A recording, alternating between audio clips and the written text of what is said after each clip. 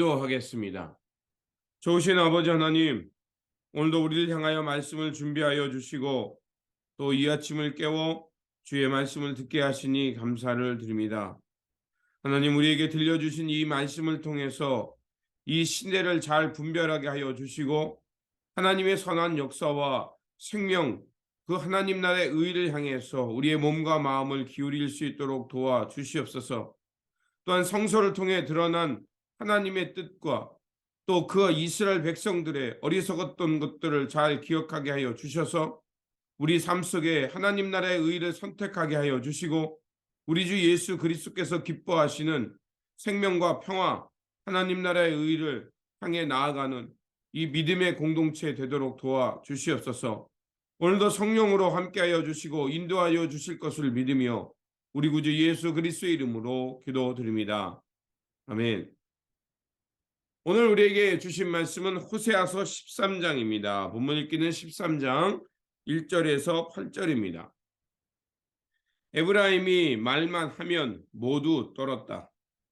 온 이스라엘이 그렇게 에브라임을 우러러 보았는데 바알신을 섬겨 죄를 짓고 말았으므로 이제 망하고 말았다. 그런데도 그들은 거듭 죄를 짓고 있다. 은을 녹여 거푸집에 부어서 우상들을 만든다. 제주껏 만든 은 신상들, 그것들은 모두 세공업자들이 만든 것인데도 그들은 이 신상 앞에 제물을 바치라고 하면서 송아지 신상들에게 입을 맞춘다. 그러므로 그들은 아침 안개처럼 되고 이른 새벽에 사라지는 이슬처럼 될 것이다. 사장마당에서 바람에 날려나가는 쭉정이처럼 되고 굴뚝에서 나오는 연기처럼 될 것이다. 그러나 나는 너희가 이집트 땅에 살 때부터 주 너희의 하나님이다. 그때 너희가 아는 하나님은 나밖에 없고 나 말고는 다른 구원자가 없었다. 나는 저 광야에서 그 메마른 땅에서 너희를 먹이고 살렸다. 그들을 잘 먹였더니 먹는 대로 배가 불렀고 배가 부를수록 마음이 교만해지더니 마침내 나를 잊었다. 그래서 내가 그들에게 사자처럼 되고 이제는 표범처럼 되어서 길목을 지키겠다. 새끼 빼앗긴 암곰처럼 그들에게 달려들어 염통을 갈기갈기 찢을 것이다. 암사자처럼 그 자리에서 그들을 뜯어 먹을 것이다. 들 짐승들이 그들을 남김없이 찢어 먹을 것이다. 아멘. 오늘 본문 말씀은 이스라엘의 그 과거, 현재, 미래를 하나님께서 조목조목 따지면서 그 이스라엘에 엄한 심판이 있음을 전해주는 말씀입니다. 1절을 보면 이스라엘의 과거의 죄를 회상하고 있습니다. 그리고 2절은 현재 그 북이스라엘의 모습을 하나님은 고발하고 있습니다. 그리고 3절부터는 하나님께서 왜 이스라엘을 심판하실 수밖에 없는지를 다루고 있습니다. 에브라임은 북이스라엘의 매우 큰 지파였습니다.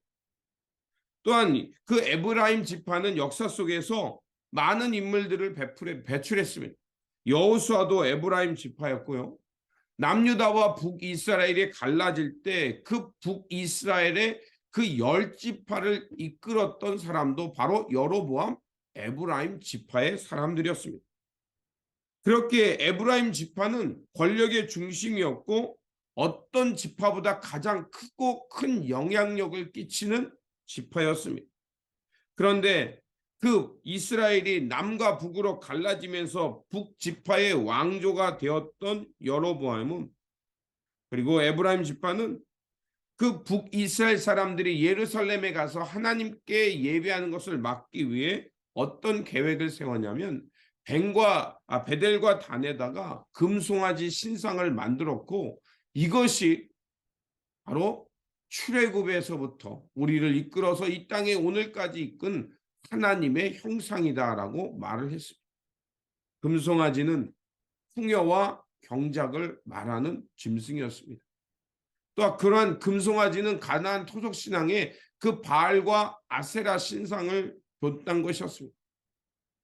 자, 이런 것은 뭘 말하냐면 바로 이제 북이스라엘은 더 이상 그 출애굽과 광야와 역사를 이끄시는 하나님이 아니라 이제 풍요의 신, 풍요의 땅, 그 땅에 많은 소산을 내는 그 신을 섬기며 살겠다고 그들은 공식적으로 선포한 것입니다.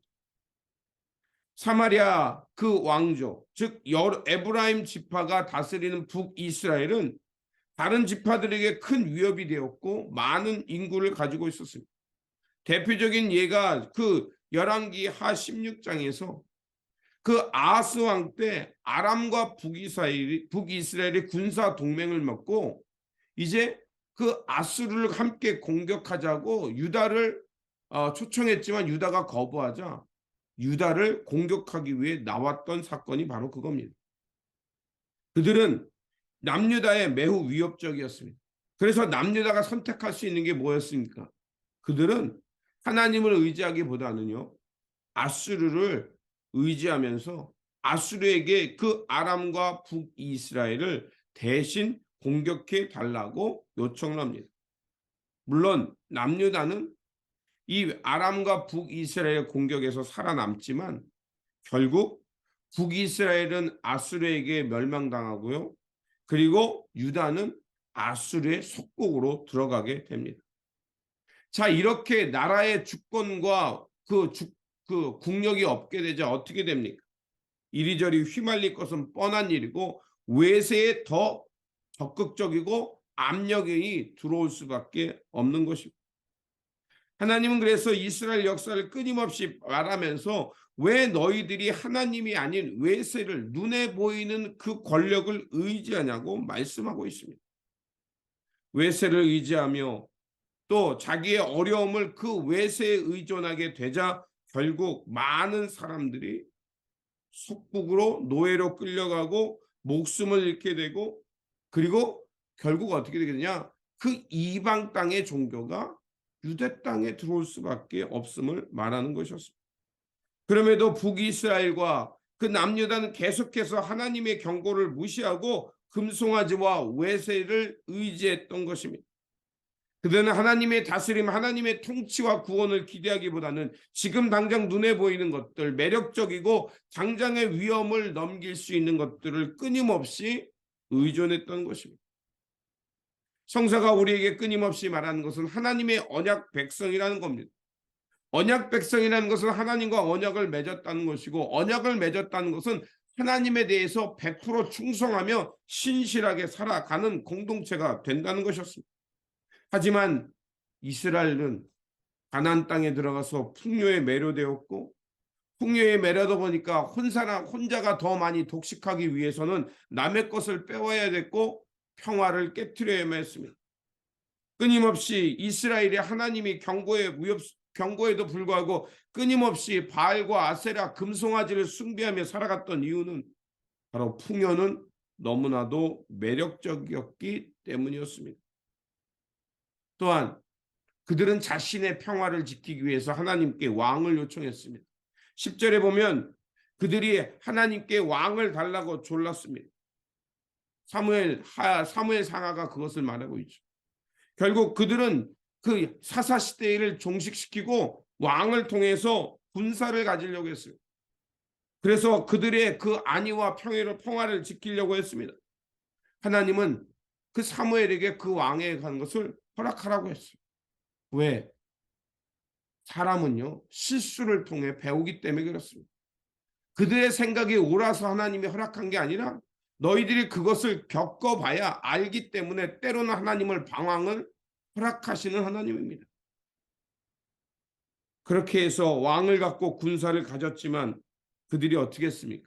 하나님의 공의와 하나님의 평화를 향해 통치하는 것이 아니라 오히려 군대를 갖고 하나님 앞에서 교만해졌고요. 하나님의 의지를 통치하는 것보다는 왕의 군사 조직 그것을 더 의지했습니다. 이러한 행위는 하나님의 통치를 거부하는 행위였고 하나님보다 눈에 보이는 세상 권력과 시스템을 의지한다. 결국 역사가 말해주듯 그러한 공동체는 불평등 속에 파괴되었습니다. 또한 남북으로 갈라져서의 북이스라엘의 역사는 어떻습니까? 왕조들의 정통성과 명분이 없었기 때문에 끊임없는 구테타로 왕이 쉽게 바뀌었습니다. 하나님의 기름 부음에 정통성이 없었기 때문입니다. 결국 오늘 이 호세아가 전체를 통틀어서 말하는 역사는 무엇을 말할까요? 북이스라엘과 남유다가 심판받게 된 이유는 바로 하나님과의 계약 위반이라는 겁니다.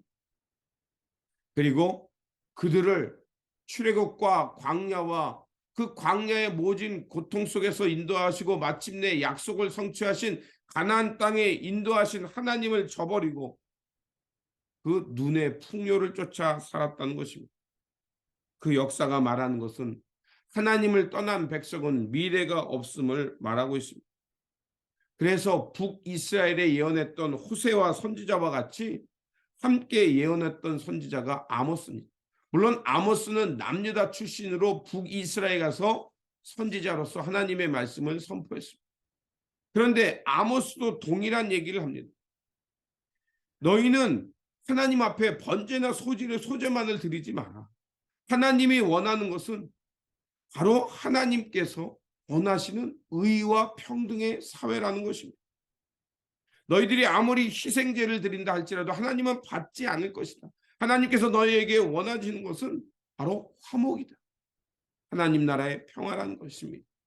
그래서 아모스를 얘기하면 늘 언급되는 말씀이 있죠. 아모스 5장 24절에 오직 정의를 물같이 공의를 마르지 않는 강같이 흐르게 할지어다. 이 말씀은 하나님을 믿는 백성이 어디를 향해 나아가야 공동체의 미래가 있는지를 말해주고 있습니다. 기름진 제사, 풍요, 번영을 쫓는 마음이 아니라 우리가 하나님 앞에서 다시 한번 그 번영이 아닌 하나님의 의와 공평이 어디 있는가를 살필 줄 아는 백성, 풍요만을 쫓는 것이 아니라 하나님 나라의 의와 하나님께서 원하시는 돌봄과 생명 나눔의 사건이 있는 사회와 공동체, 민족이 되라는 것입니다. 호세아도 마찬가지로 끊임없이 우상 숭배를 얘기했습니다. 그러면 우상 숭배가 뭘 말할까요?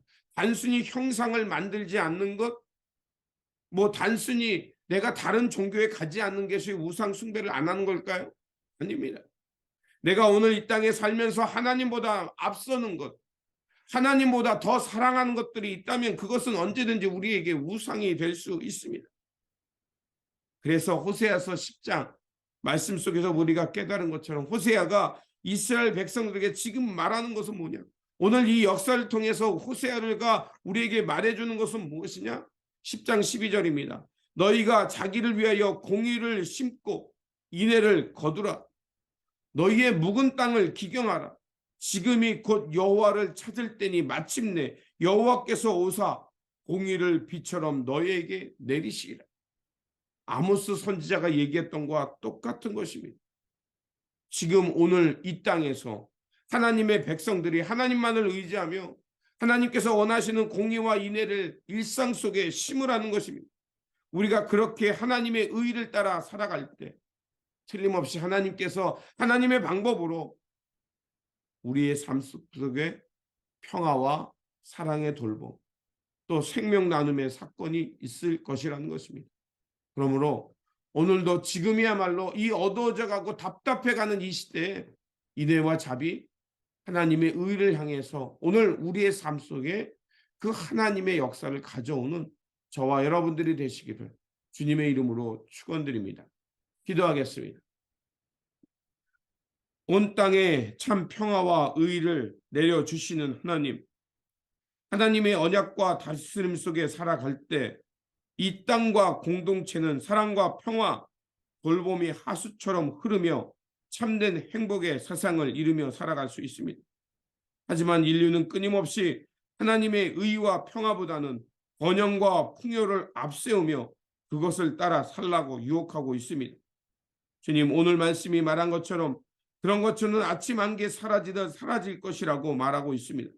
그러하오니 주님, 우리가 번영과 평화만을 쫓지 않는 인생이 될 수 있도록 성령님을 통해 우리의 마음을 깨워 주시옵소서.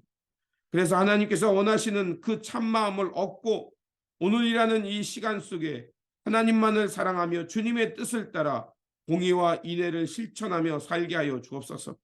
그래서 오늘 우리가 살아가는 이 삶 속에 성령님을 통해 하나님의 다스림이 있게 하여 주시고 진정한 평화를 누리며 하나님 나라의 생명 가운데 그 이웃들에게 참 평안을 전하며 살아가는 우리의 의로운 모습, 하나님의 영광을 드러내는 모습 되어 살게 하여 주옵소서.